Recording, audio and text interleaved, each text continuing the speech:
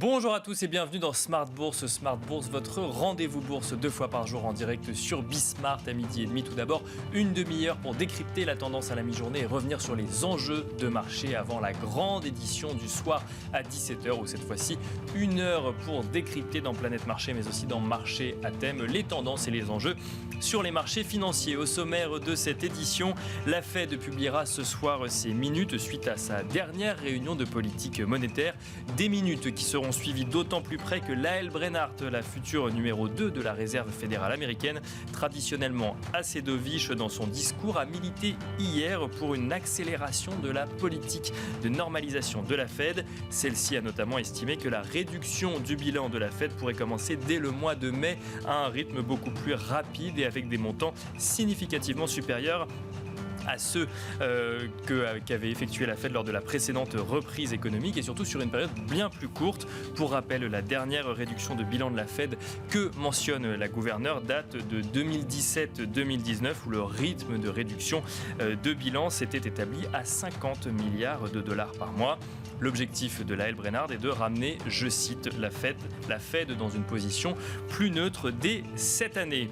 Au programme également, c'est aujourd'hui que se réunissent les membres de l'OTAN afin de décider de nouvelles sanctions à l'encontre de la Russie en réaction aux exactions commises sur des civils dans la zone de Boutcha.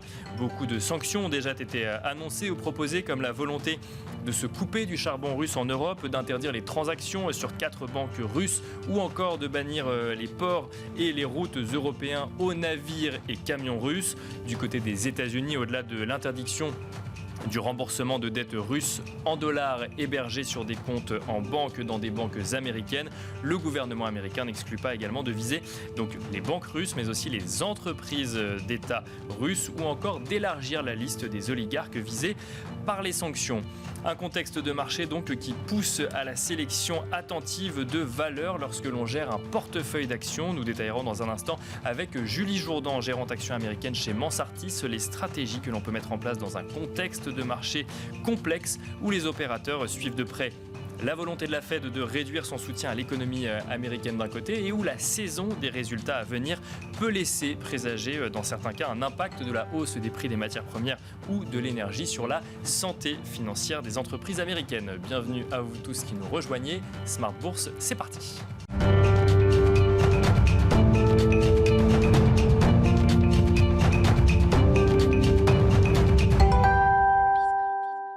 Et nous commençons Smart Bourse comme d'habitude avec Tendance Mon Ami, le résumé complet de l'actualité boursière à la mi-journée proposé par Alix Nguyen. La prudence donne toujours le là. À Paris, globalement, les bourses européennes sont à la peine. Le marché redoute un durcissement rapide de la politique monétaire de la Banque centrale américaine.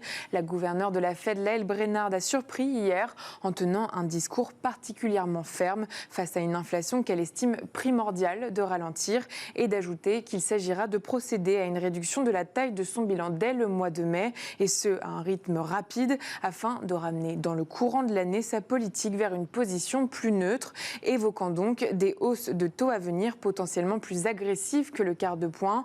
On retient par ailleurs qu'une autre responsable de la Fed, Esther George, s'est prononcée en faveur d'une hausse de taux d'un demi-point lors de la prochaine réunion des 3 et 4 mai. Pour rappel, la publication des minutes de la dernière réunion du FOMC est prévue aujourd'hui à 20h. Sur le marché obligataire, on relève que le rendement de l'emprunt américain à 10 ans est passé au-dessus des 2,6% pour la première fois depuis 2019. L'autre facteur déterminant pour les marchés aujourd'hui est bien sûr la perspective de nouvelles sanctions contre la Russie. Washington devrait dévoiler ce mercredi de nouvelles mesures interdisant tout nouvel investissement en Russie. Les banques, les entreprises d'État et certains membres du gouvernement seraient également visés. 2 filles de Vladimir Poutine sont concernées. L'Union européenne envisagerait quant à elle l'arrêt des importations de charbon et la fermeture de ses ports aux navires russes. Le baril de Brent progresse. On remarque par ailleurs que la hausse se trouve contenue par l'augmentation d'1,1 million de barils de stock hebdomadaire aux États-Unis. Le marché digère aussi les indicateurs économiques décevants de la Chine. L'activité dans le secteur des services s'est contractée en mars à son rythme le plus rapide depuis février 2020. L'indice établi par Kexin reculant à 42 points contre 50,2 en février. Sous l'effet de la reprise de l'épidémie de coronavirus, la mobilité s'est réduite, impactant la demande, sans compter que le confinement des 25 millions d'habitants de la ville de Shanghai a été prolongé. À Paris, LVMH, Kering et Hermès reculent. S'agissant des autres valeurs à suivre, Renault plie. Dans le même secteur, Stellantis et Faurecia avancent aussi dans le rouge. Même son de cloche pour les banques. BNP Paribas, Crédit Agricole et Société Générale reculent. Et puis à contrario, valeurs de défense, Thales progresse. Voilà, donc un CAC 40 qui évolue dans le rouge actuellement, qui perd 1,32% à 6 557 points.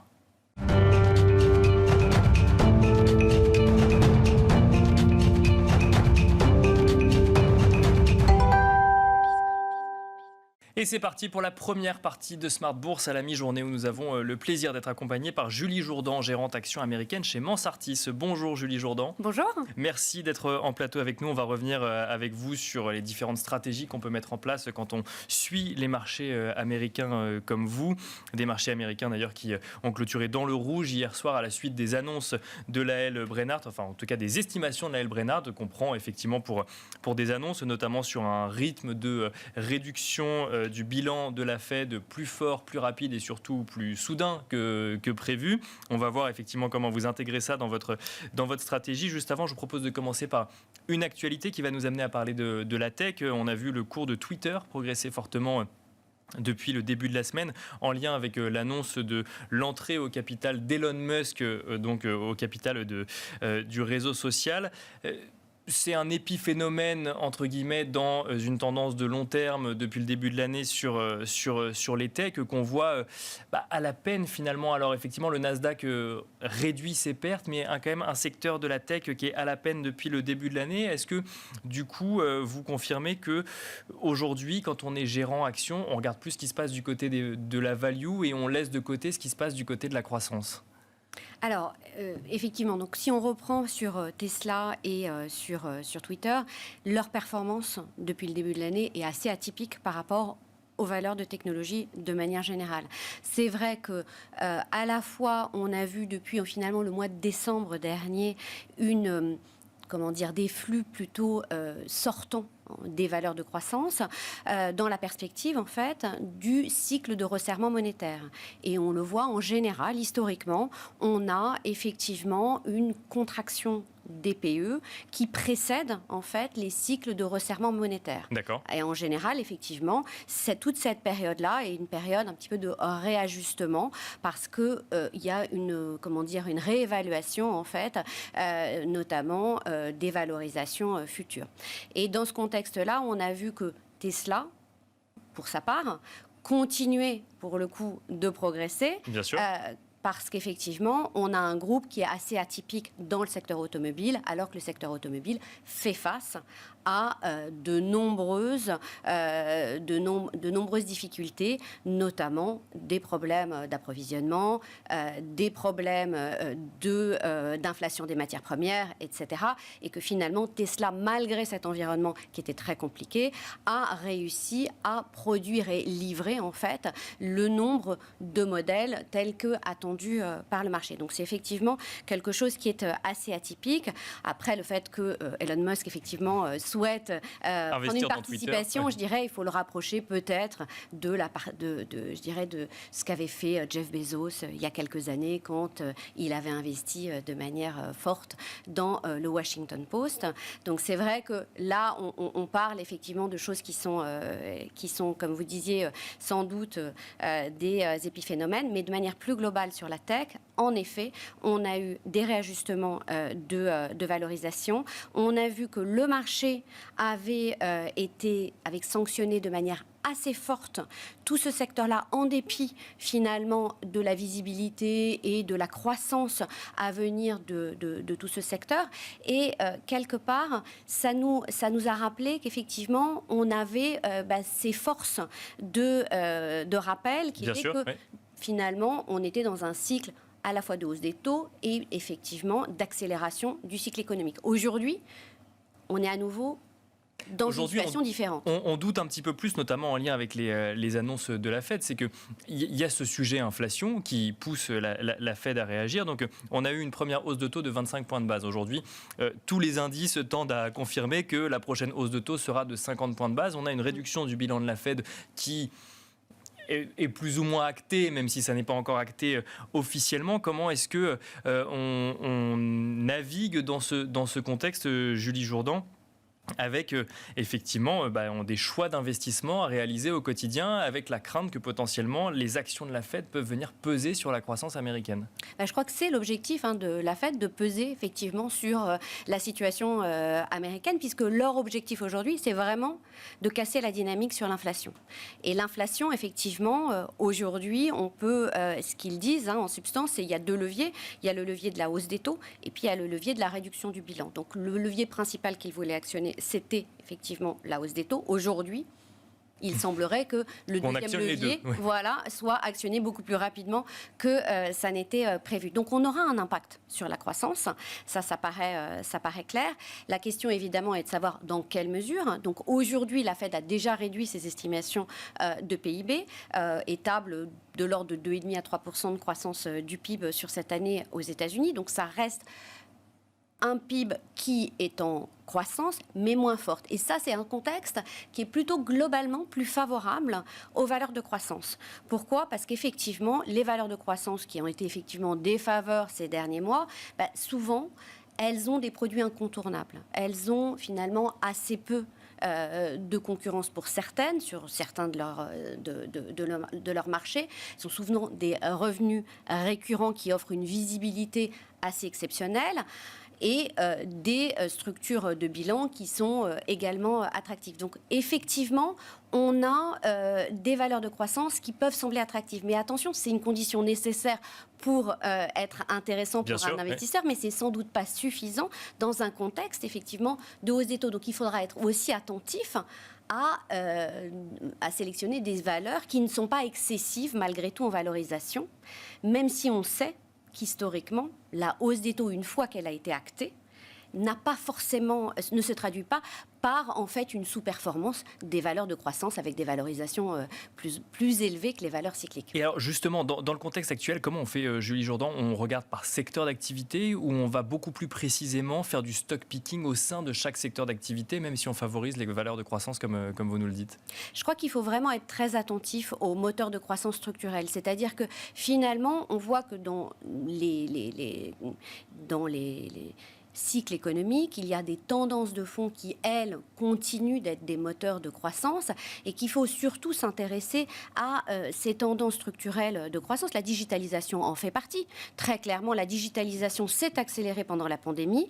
Elle se poursuit. On l'a bien vu encore une fois dans les résultats de Salesforce il y a quelques semaines. Bien sûr, même si ce n'est plus un sujet d'actualité, ça reste une tendance de fond. Ce n'est plus un sujet d'actualité, ça reste une tendance de croissance de fond et il faut se focaliser sur effectivement les valeurs qui peuvent justement profiter, quel que soit l'environnement économique, des moteurs de croissance structurelle. Et je pense que c'est là où il faut être extrêmement attentif, voir s'il y a effectivement des altérations de certains moteurs de croissance, est-ce qu'il y a des inflexions et ça, c'est vraiment le cœur. Parce qu'effectivement, on peut se dire, on va regarder par secteur, mais ce qui est vraiment, je dirais, le fondement de nos investissements, c'est de regarder dans la durée la capacité à délivrer de la croissance durable. Et alors justement, pour finir, on va regarder dans la durée ensemble peut-être votre scénario pour cette année 2022 à la lumière de cette saison des résultats qui va s'ouvrir bientôt aux États-Unis. Est-ce qu'on peut s'attendre à des revues à la baisse éventuellement d'un certain nombre d'entreprises en lien avec la hausse des matières premières ou de la hausse des prix de l'énergie ?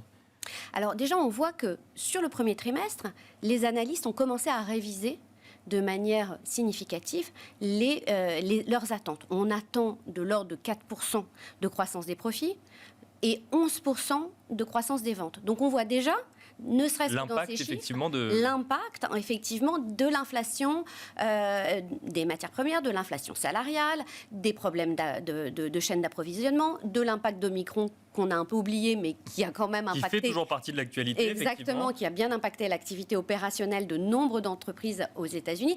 Donc ça, ce sont des choses qui sont déjà relativement prises en compte et qui ont fait l'objet de révisions pour ce trimestre. Après, la question, c'est de savoir comment va s'orienter le reste de l'année. On a finalement très peu de visibilité sur l'inflation des matières premières, parce qu'on a effectivement la situation, la guerre en Ukraine qui vient amplifier une inflation préexistante sur un certain nombre de matières premières. Puis on a la situation du Covid, de la Covid en Chine qui vient là aussi jeter un doute sur à la fois la normalisation de la croissance économique, mais aussi les chaînes d'approvisionnement. Donc tous ces éléments-là, en fait, ne permettent pas d'avoir une bonne vision sur l'inflation. Donc on peut s'attendre, bien évidemment, à une grande prudence des entreprises. Mais néanmoins, quand on regarde de manière globale, la croissance attendue sur les profits, elle est saine à ce stade aux États-Unis et plutôt en ligne avec la croissance des ventes, puisqu'on attend de l'ordre de 8% en moyenne. Ça, c'est les attentes, effectivement, du consensus. Donc, à voir, mais on peut s'attendre, effectivement, à des entreprises très prudentes. Merci beaucoup, Julie Jourdan. Je rappelle que vous êtes gérante action américaine chez Mansartis. Merci à vous de nous avoir suivis. On se retrouve tout de suite dans la deuxième partie de Smart Bourse.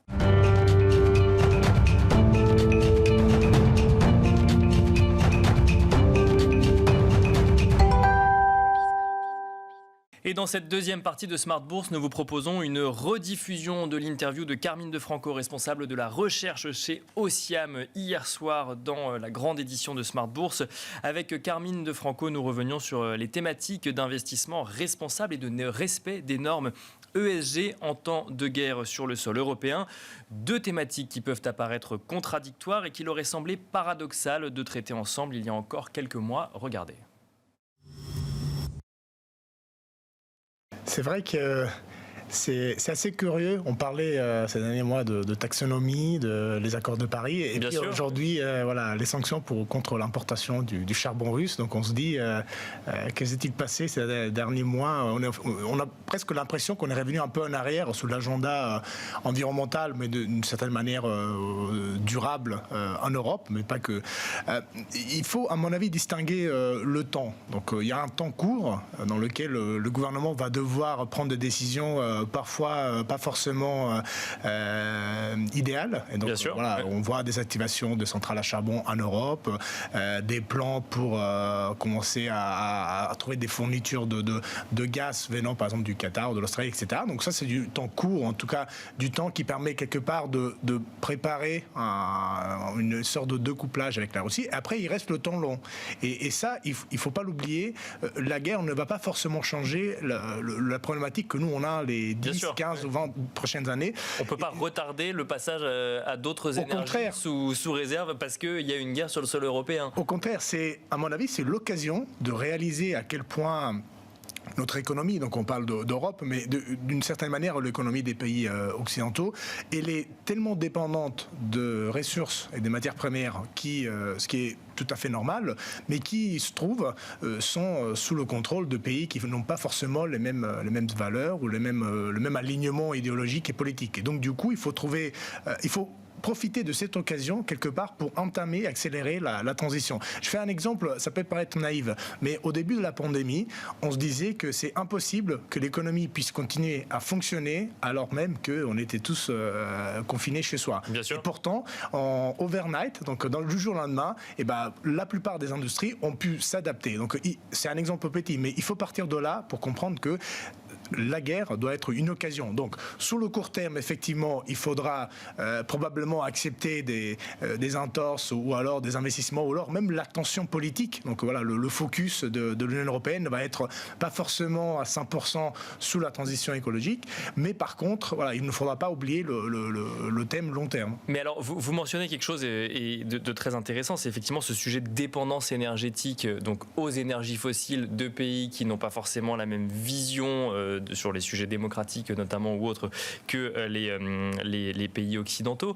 Est-ce que demain, une transition énergétique réussie permettrait de pallier à cette dépendance ou on aurait une dépendance énergétique à d'autres pays pour le coup qui produiraient du fer, de l'aluminium ou ce genre de choses qui permettent du coup de construire des éoliennes ou des panneaux solaires? C'est un argument valide et je pense que c'est la critique la plus puissante à mon avis qu'on puisse faire à ce type d'argument que je défends. Sur un exemple pratique, par exemple le cobalt. Donc on en source, on en récupère en Russie. Bon, si on arrête la Russie, il faut en aller chercher ailleurs. Donc c'est au Congo. C'est pas forcément une entreprise plus simple d'aller dans un pays qui a aussi des difficultés institutionnelles, démocratiques. Le cobalt, on s'en sert pour construire. C'est dans beaucoup d'industries, mais notamment sur les batteries par exemple. D'accord, donc oui, c'est quand même un un élément très important, justement, dans le cadre de la transition. Exactement. Ouais. Donc on arrêterait d'aller le chercher en Russie, mais on irait le chercher au Congo. Voilà. Donc est-ce qu'on sera gagnant ou pas? Je ne sais pas. Mais en tout cas, il y a quand même la difficulté de devoir toujours avoir des liens avec des pays sous lesquels on peut avoir pas forcément le même niveau de démocratie ou alors de l'attachement des valeurs qui sont les nôtres. Néanmoins, il est clair qu'il y a beaucoup de sujets sur lesquels notre dépendance peut être significativement réduite. D'accord. Et c'est un peu le trilemme historique. C'est que dans un système énergique, par exemple, vous voulez de l'énergie qui soit accessible, et donc pas chère, résiliente, et aussi possiblement qui soit propre donc alignée avec les accords de Paris. Et donc aujourd'hui, on est un peu dans une phase dans laquelle on peut avoir les deux, mais pas les trois.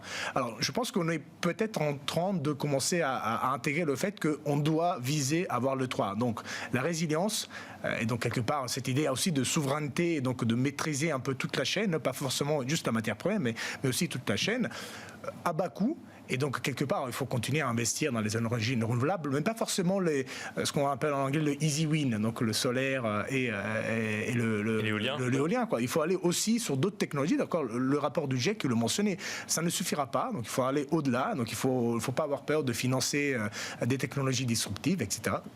Et puis ensuite, il y a la question justement de voir comment tout ça peut être rendu pas cher, parce que l'intérêt, c'est aussi qu'on arrive à faire une transition dans le cadre d'une économie qui continue à croître, puisque autrement, ça sera très facile. Dans une économie qui décroît, il y aura difficilement la volonté à la fois politique et aussi les ressources économiques pour pouvoir le financer. Alors ça, c'est le contexte économique et les enjeux, effectivement, à venir.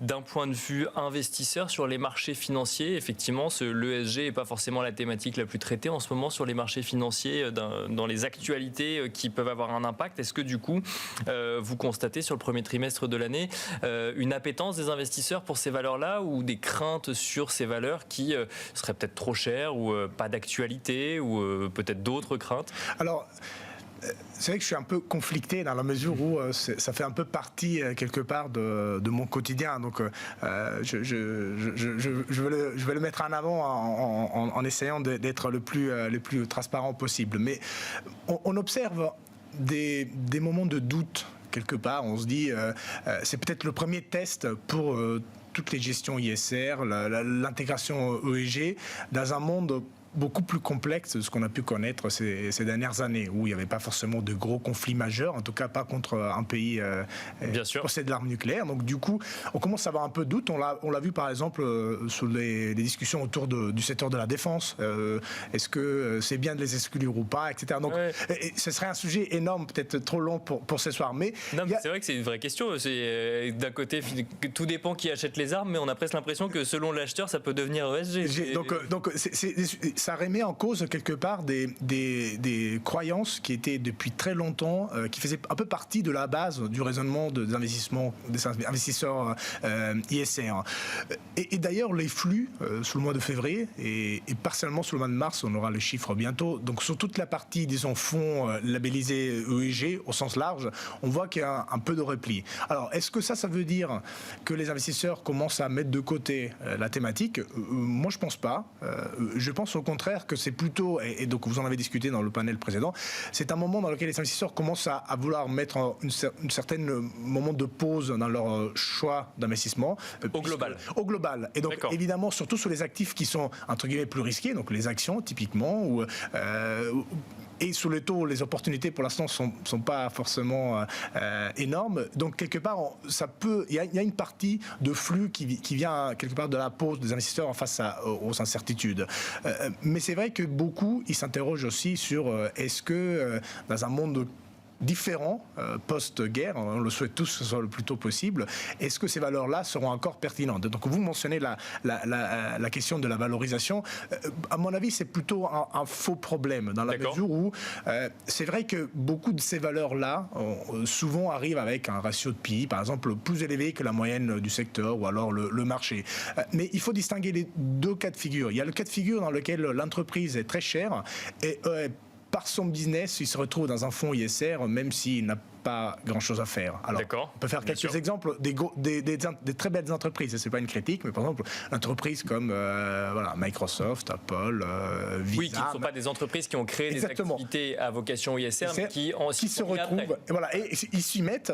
Ils ne sont pas forcément, en tout cas, les premiers sur lesquels il faudra agir vite. Donc, on parlait tout à l'heure des technologies pour aller vers l'énergie bas carbone. Mais ces entreprises-là sont souvent dans les fonds ISR, donc du coup, qui vont pousser les valorisations un peu à la hausse. Donc ça, il y a un vrai problème. Je ne dirais pas forcément un problème, mais en tout cas, c'est un effet que les stratégies ISR, typiquement, ont tendance à investir dans des valeurs de croissance technologique, etc. Donc, leur valorisation augmente. Bon, ça, c'est normal, c'est naturel, on peut le prendre en compte. Et après, là où il y a les vrais enjeux, on voit vraiment une différence entre des entreprises qui ont bien entamé, qui sont bien positionnées dans un monde bas carbone, et puis celles qui sont en retard. Alors, je vais faire par exemple un exemple plus proche de nous, en Europe, le secteur des utilities. Alors, vous avez des très belles entreprises, Ørsted au Danemark, il y a Veolia, il y a Verbund en Autriche. Ils commandent des piles autour de 30. Pour une entreprise dans le secteur des utilities, c'est vraiment beaucoup. Mais ce sont des entreprises qui sont quasiment 100% sur du renouvelable. Ils ont vraiment intégré la thématique durable à l'intérieur de leur process. Donc, le fait que le marché les valorise de manière plus élevée que leur secteur est probablement aussi un signe de qualité de l'entreprise. Alors là même, pour reprendre l'exemple de Veolia, une entreprise qui existait avant les questionnements à grande échelle sur la transition énergétique, mais ce que vous dites, c'est qu'en fait, ils sont en première ligne vis-à-vis de la transition énergétique, contrairement à un Microsoft ou un Apple. En tout cas, ce sont celles qui, au premier ordre, vont pouvoir bénéficier d'un monde dans lequel on prend au sérieux les enjeux environnementaux. Alors après, ça ne veut pas forcément dire que l'année prochaine, ils vont profiter, puisque comme on disait tout à l'heure, probablement le focus de l'Union européenne va être... En tout cas, les dirigeants vont être un peu distraits. En France, il y a les élections, donc du coup, on peut imaginer que pendant les prochains 2-3 mois, il n'y aura peut-être pas forcément beaucoup d'avancées. En Allemagne, il y a des sujets peut-être beaucoup plus pressants, mais quelque part, le mouvement est entamé. Donc les entreprises qui sont déjà positionnées sur ce créneau commandent des prix plus élevés, mais ce n'est pas forcément un engouement. C'est vrai que c'est surtout du côté outre-Atlantique. Aux États-Unis, on se pose des questions sur la bulle autour des valeurs ISR. Moi, je ferais toujours la distinction entre ce qui est ISR parce que c'est leur business model qui est nécessaire, ou alors ce qui est cher parce que c'est dans des business. Parce que ça rentre dans les fonds tout simplement parce que ça correspond aux cases ESG finalement, mais c'est pas le business model. Donc pour un investisseur, faut-il avoir peur de la cherté des valeurs ESG? Oui, mais il faut toujours regarder pourquoi c'est cher. Est-ce que c'est cher parce que c'est un business du futur, ou alors c'est cher parce que c'est une valeur de la tech qui n'aura probablement rien à faire dans le fond? Voilà, c'était Carmine De Franco, responsable de la recherche chez Osiam, qui revenait sur l'appétence des investisseurs pour les valeurs ESG, mais aussi sur le niveau de valorisation de ces valeurs ESG. Merci à vous de nous avoir suivis dans Smart Bourse à la mi-journée. Je vous donne rendez-vous ce soir à 17h pour la grande édition de Smart Bourse.